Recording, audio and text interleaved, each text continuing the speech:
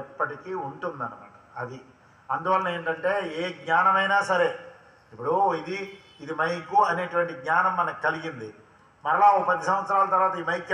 రెండవది ఏం చెప్తానండి, తత్వజ్ఞానార్థ దర్శనం. తత్వజ్ఞానం, తత్వం జ్ఞానం తత్వశ్రుతిమల్లోకే సర్వమావృత్య తిష్టతి.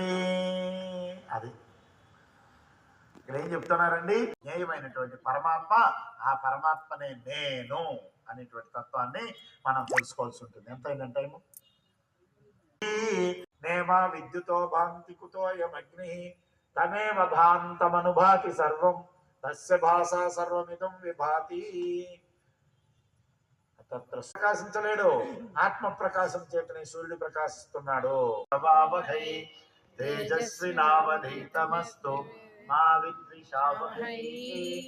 ఓం శాంతి శాంతి శాంతి. హరి ఓం.